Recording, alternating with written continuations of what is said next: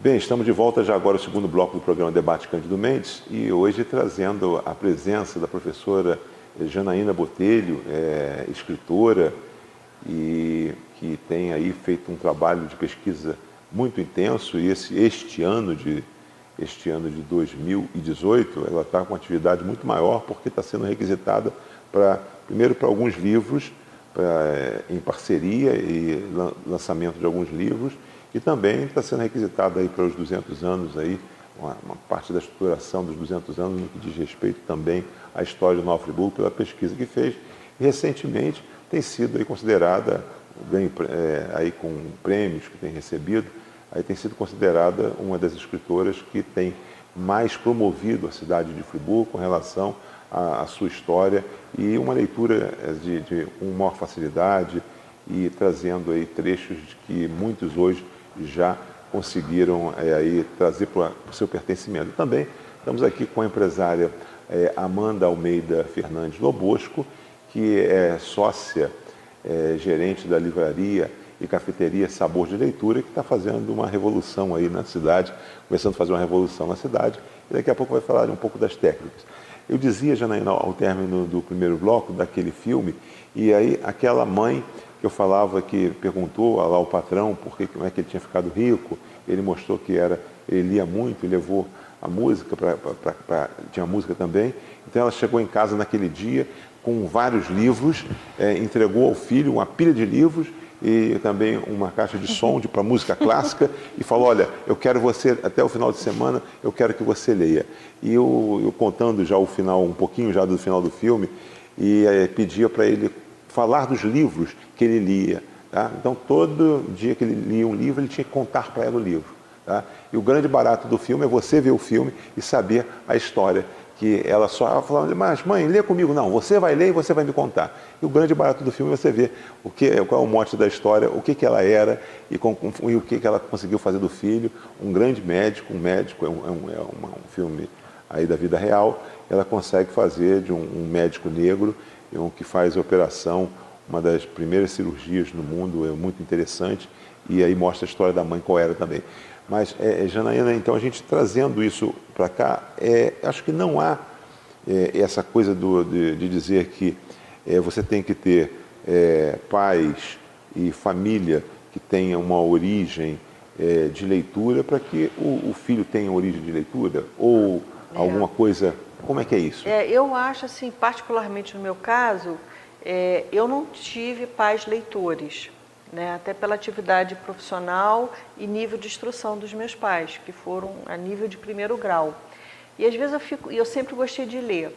E também não me lembro no colégio que eu estudei, apesar de ter estudado um bom colégio, privado, um colégio Nossa Senhora das Mercês, não me lembro de um professor que tenha me estimulado. Mas houve um estímulo. Então, fazendo assim uma regressão, eu diria o seguinte, como meu pai era comerciante, aquela coisa de... eu nunca tive férias, né? Todo mundo ia para a praia, ia para algum lugar e tal. Lá em casa a gente nunca teve essa coisa do deslocamento, das férias, a vilegiatura, né? Como se dizia. E aí eu sempre, quando chegava as férias, eu sabia que eu ia ficar em casa o tempo todo, que eu não ia fazer nada, eu ia na biblioteca e pegava vários livros, que eu ia ficar assim, hibernando, né? Então, eu acho que foi a partir daí, né? Essa coisa na minha família, eu não ter tido férias por conta da atividade econômica do meu pai, ser comerciante, não poder viajar, até financeira também. E aí eu me lembro direitinho, a minha parada, o último dia de aula era na biblioteca e pegava aqueles chamados livros capa e espada, né? E lia e adorava. Eu acho que partiu dali, ou seja, sempre tem que ter um estímulo, independente da formação, da instrução dos seus pais. Amanda, isso aí a gente queria continuar. Eu, por exemplo, aí, cada um dando o seu exemplo, aqui um programa de debate, uma roda, a gente media, mas traz também os exemplos. Lá em casa também, as nossas crianças, 3 filhos, eles tiveram o hábito da leitura através da biblioteca pública municipal. Tinha lá a parte infantil, que tinha o clube, e tinha uma carteirinha, então fazia aquela coisa da troca e semanalmente eles estavam ali. Então a coisa começou, o hábito todo. Hoje eu tenho um filho que é editor de livros infantis, mas eu acho que tudo começou por ali e também a mãe, às vezes, quando eles iam dormir, fazia alguma leitura e tal, que embalava também o sono. mas não havia nada de pré-programado dizendo o seguinte: vai se fazer a leitura porque vai ser um grande homem lá na frente, né? Vai ser uma grande mulher. Mas você também deve ter também na sua história de vida alguma coisa nesse sentido. Quer dizer, como é que era a Amanda? Eu, assim, eu também venho de uma família bem humilde. Minha mãe era metalúrgica e eu fui criada sozinha por ela. Ela sempre me estimulou ao estudo, à leitura, mesmo com poucos recursos. E tive a possibilidade de estudar num colégio particular. E eu acredito que o incentivo à leitura veio muito dessa escola, sabe? Eu sou fruto de... Aquela escola fez toda a diferença na minha vida, que foi o Colégio Nossa das Graças, e hoje, infelizmente, não existe mais.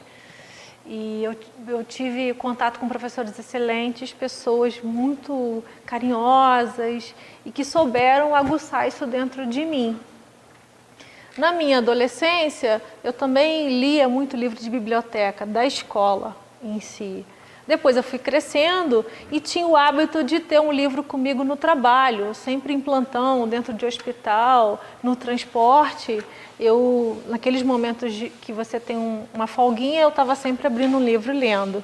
E isso fez parte da minha vida e comecei a mostrar isso para os meus filhos. Porque a gente educa pelo exemplo, né? Nem sempre pelo que você fala.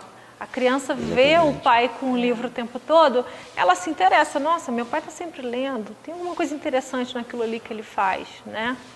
Isso foi determinante para eles também. Sempre tem um estímulo, né? Sempre. Mas eu acredito, uma coisa que o senhor falou com relação a essas pesquisas, né? Falando sobre quais são os grupos sociais que mais leem e o tipo de leitura, que a gente pode incentivar a leitura das mais diferentes formas, né? Um grupo, às vezes, um grupo religioso, aquelas pessoas que estão reunidas ali por conta de uma religião, dali a gente pode ter um leitor aguçado, né?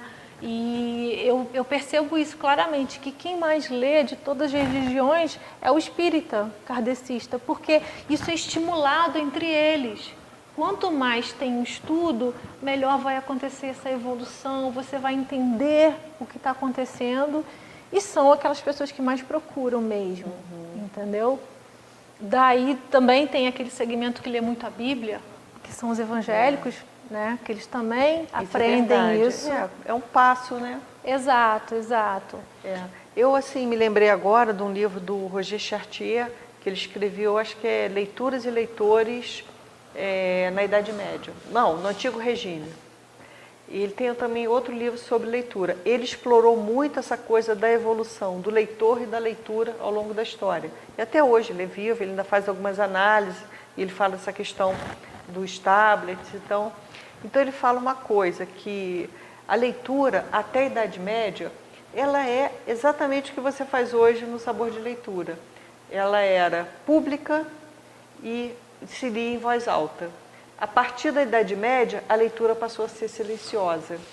Isso por conta da religião, com certeza, dos mosteiros. Quer dizer, a igreja silenciou a leitura, né? Porque a gente sabe que mosteiro é uma coisa que você não pode falar, quando você come, você não pode falar, você é até punido.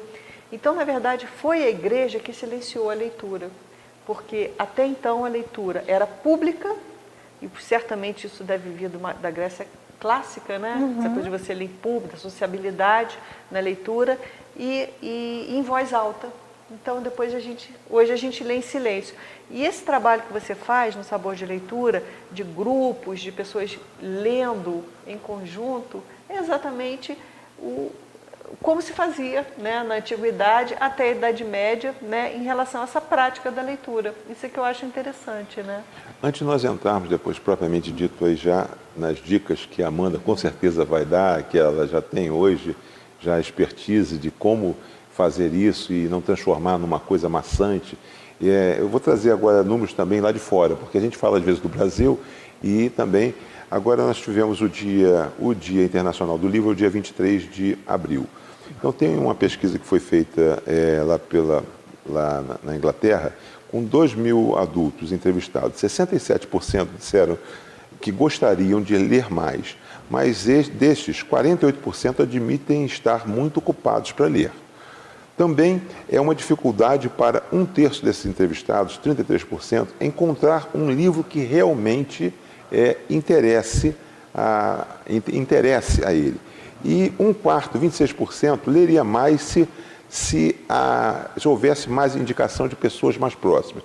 E aí vem só fechando alguma coisa. Boa parte dos entrevistados, em todos os livros, leem livros em momentos de estresse, ansiedade ou doença. 59%, e também para lidar com idas e vindas de amizades e relacionamentos amorosos. E 41% fingem ter lido certas obras ou aumentam a quantidade de livros que já foram publicados para impressionar entrevistantes e coisas nesse sentido. Existe uma coisa até mítica nessa coisa, né? Você perguntar aqui, olha, quem tem lido um livro, alguma coisa? Se perguntar qual é o nome do livro, a pessoa tem uma certa dificuldade. Ah, você tem lido? Então, só para te trazer, esses números agora são britânicos e têm, de alguma forma, características também da população brasileira. Parece que isso é uma coisa um pouquinho até universal, levando 2 pontos, né? Com certeza. Tem sempre aquele grupo que quer tá bem em todas as pesquisas, né? Mas aí essa pesquisa também está falando sobre a questão de administrar o tempo, né? Que é uma Sim. porcentagem daquilo que lê pouco gostaria de ter mais tempo para ler mais, e você conseguir planejar o que você vai fazer. Agora, a professora Janaína está falando sobre esse livro que ela citou. Tem um livro atual, que é do Afonso Romano de Santana, que ele fala entre autor e leitor. Ele fala sobre essa relação do leitor e esse diálogo que acontece com o escritor, né? Como que é a receptividade do que ele escreveu e como cada um está recebendo. Porque livro é uma coisa muito subjetiva. Às vezes o que é muito bom para mim não é tão bom para o senhor ou tão bom como para a professora Janaína. A gente tem que saber entender qual é o estilo literário que aquela pessoa gosta, o que é atrativo para ela, né? E também eu acredito muito que você tem uma tendência ao seu estilo literário dependendo daquele momento que você está vivendo na sua vida. Isso é verdade. Se você está com alguém doente, que está passando por um momento difícil, você vai querer ler coisas que vão te incentivar, você ficar mais positivo, você vai querer saber mais sobre aquele assunto, vai se informar mais. Se você está num momento de um relacionamento afetivo bem sucedido, você vai querer ler um romance feliz, de água com açúcar. Então, eu penso muito isso, né? Que a gente tem as fases da vida e para a leitura também acontece isso. Tem razão.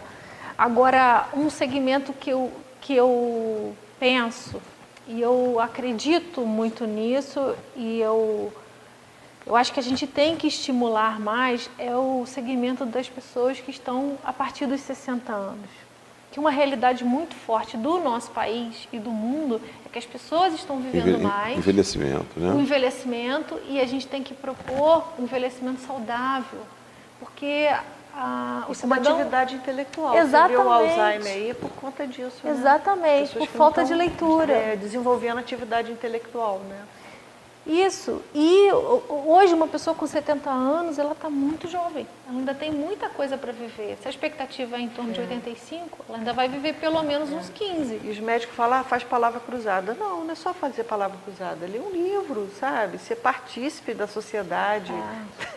Fazer palavra cruzada. Tem um fato que eu levo isso e eu comento claramente, né? Tem 2 exemplos, por exemplo, Mário Lago, que é um ator, escritor, né? Ele tinha multifacetas, ele morreu aos 90 anos, lúcido.